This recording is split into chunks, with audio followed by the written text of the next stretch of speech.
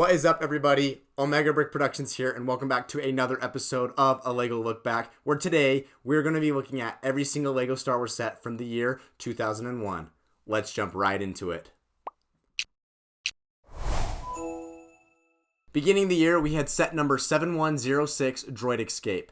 It had a total of 45 pieces, 2 minifigures, retailed for $6 US, and currently goes for about $50 US. The minifigures included in the set were R2-D2 and a C-3PO. This set is a small set, just a very simple escape pod build going off that scene from A New Hope. And I think it's an okay build overall. I like R2-D2 and C-3PO. This is a great cheap way to get the duo. And for kind of that $6 price point, I think this is an okay set, and there's not really anything major to complain about. It looks like an escape pod. They have a good print on there, and it is a great way to get an R2-D2 and a C-3PO minifigure. Coming in second, we had set number 7126, Battle Droid Carrier. This set had 133 pieces, a total of 7 minifigures, retailed for $10, and currently goes for about $160 US. The minifigures included in this set were a pilot battle droid and 6 regular battle droids. This set, to me, is a great army builder set. I know it's a little before we had the battle packs, but this, for $10, 7 battle droids, one of them being kind of a unique pilot battle droid, I think this is a steal of a set. I like the mechanism where you can fold the droids and they kind of, like Batman position into the back to hook up to the piece to be able to be on the carrier. But for $10, if you're into building a droid army, this is a solid set. Really enjoy it. Think it's great value. Coming in next, we had set number 7127, the Imperial AT-ST. This had a piece count of 107, included 1 minifigure, retailed for $10, and currently goes for $70 US. The minifigure included in this set was Chewbacca. This is the first AT-ST that Lego has ever built, and it's pretty rough. It's very small, and it's very blocky, and I mean, you can kind of tell it's an AT-ST, but it doesn't really have anything great going for it.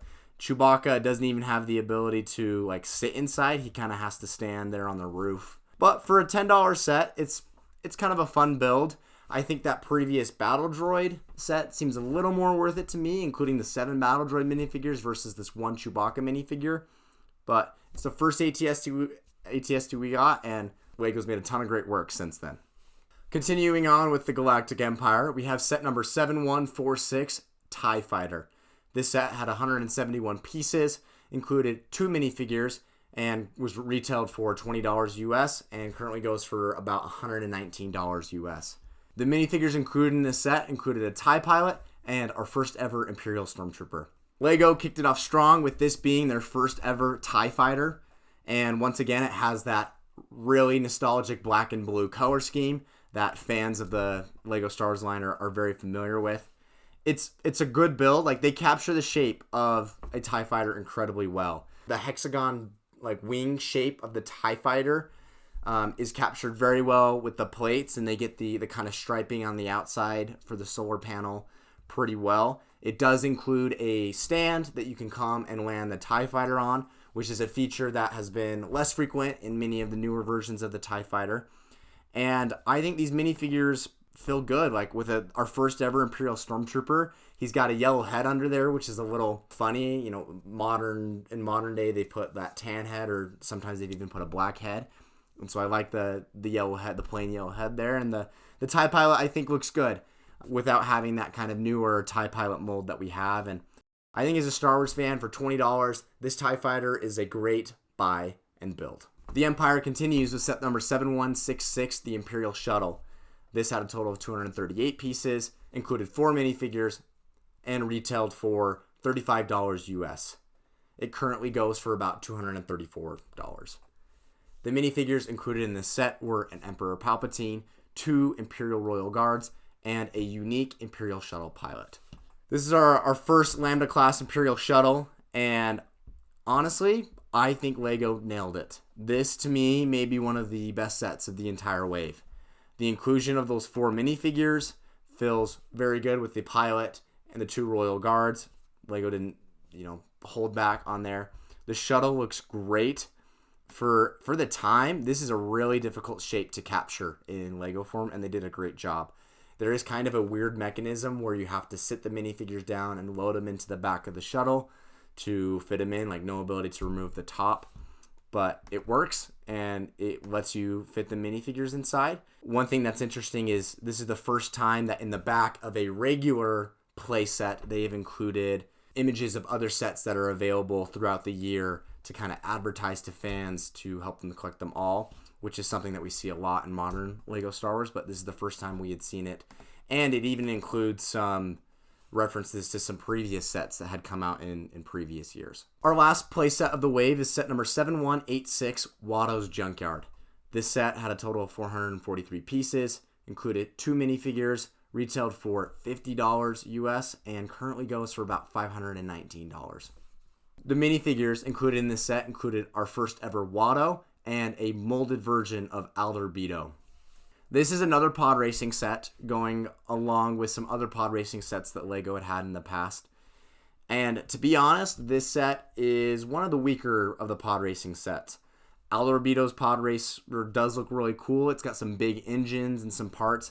The inclusion of a molded Alderbedo is better, but he doesn't really have any Lego-ness to him with no posability, and he's just kind of a stagnant mold. And the other inclusion is just a big green engine that doesn't really, it's more just like a decoration piece and doesn't really add to the overall quality of the build. And there's also the inclusion of a little toolkit, parking dock, gate thing as well. And I just don't know if it's really the best value for those $50. In the back, there are some kind of interesting alternate builds showing some like cannons and like a catapult and a little car that you can build with some of these alternate builds. Looking at the set as a whole for what it's designed for, I just don't think it's really that playable. $50 seems a lot for just that one pod racer.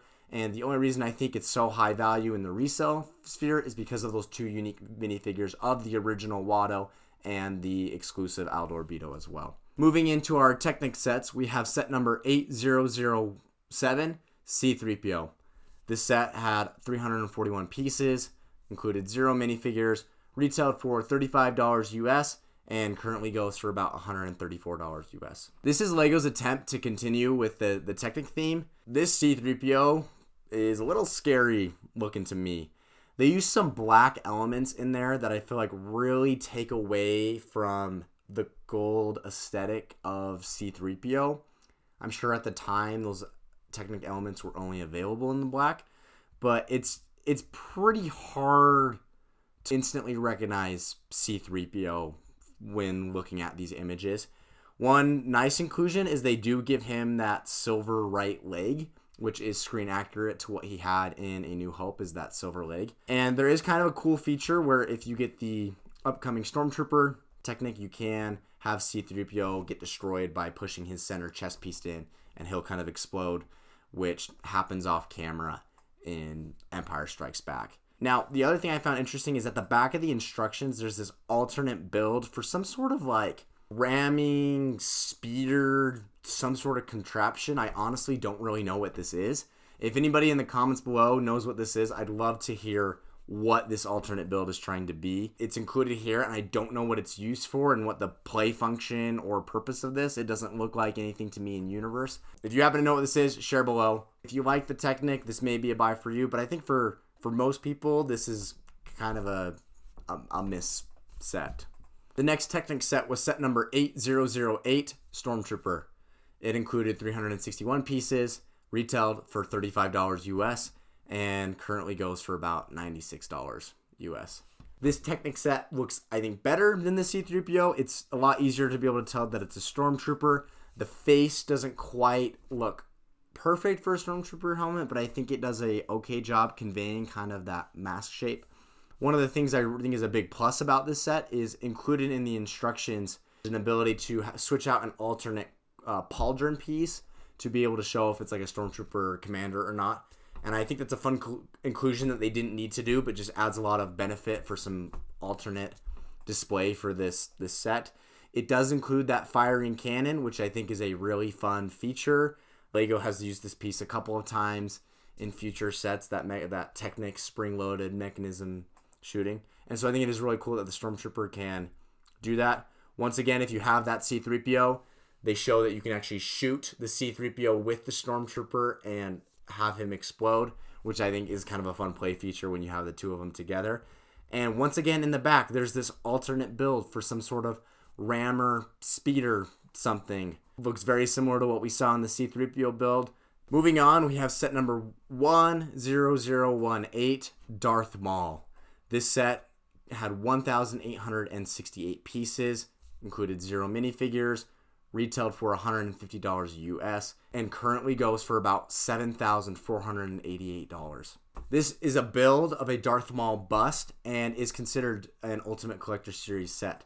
This is the first time LEGO has done any sculpture of this sort in the LEGO Star Wars line, and I think they do capture Darth Maul features very well, despite it being a very blocky build. It's got that good balance of like, you know what it is, but it's still maintaining a LEGO Star Wars set. Some modern sculptures are so smooth, you can almost not even tell that they're made out of LEGO.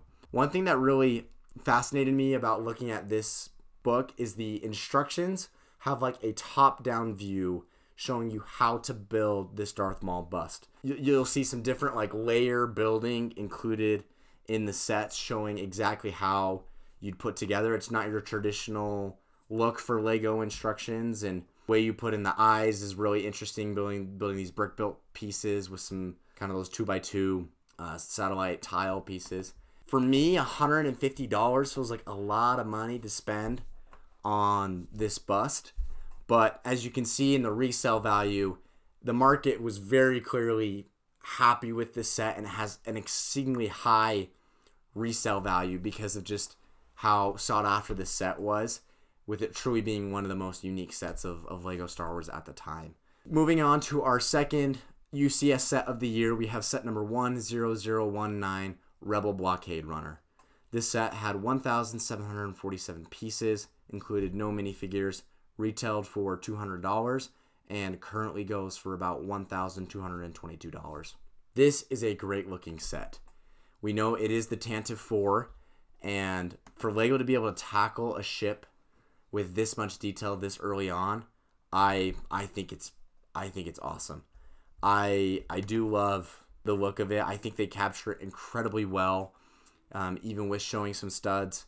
This is, that iconic opening scene from A New Hope. And I think, especially if you're a fan of the original trilogy, this would be an awesome UCS set to add to your collection. It does include a plaque, and I do think it's a little funny that this plaque actually runs over separate pieces instead of having a big print. So that sticker does span multiple pieces, which essentially is like sticking them together forever. If you were a New Hope fan, this is a really cool set to get. I do think it is quite a bummer that they did not include minifigures as part of this set. Modern versions of the set have included minifigures, and I think that is the biggest shortcoming, is that it does not have any minifigures, and $200 for this and no minifigures does seem a bit steep, but LEGO has always been a premium product. Now, something that is really interesting about this set specifically is in the back of the instructions, you can actually see some advertisements for some upcoming sets that had not been released in this year, but were released later in 2002. So if you had purchased this set in 2001, you would have been able to see a teaser of some of the upcoming 2002 sets. A great looking set, worth the money, I think, if you were a New Hope fan back at the time. This year was kind of a shorter wave, including only 10 sets total. And so with that, it is time to move on into our tier list. Now, this is the tier list that I've come up with. I really felt like the Rebel Blockade Runner and that Imperial Shuttle were the best sets of the wave, and that's why I put them at the top. And I just think that the Watto's Junkyard, that's Pod Racer for $50 is kind of at the lower end, and I just don't think the C-3PO was a great looking set. Chewbacca in his ATST, I felt like was pretty average, all things considered, and these are just kind of my thoughts of the wave, and I'd love to hear yours below. And with that, we've wrapped up the entire line of 2001 LEGO Star Wars sets. A smaller wave, but still some good gems in there. If you enjoyed watching, please like and subscribe if you want to see more LEGO Look Back content. And remember, stay super studs. See ya, guys.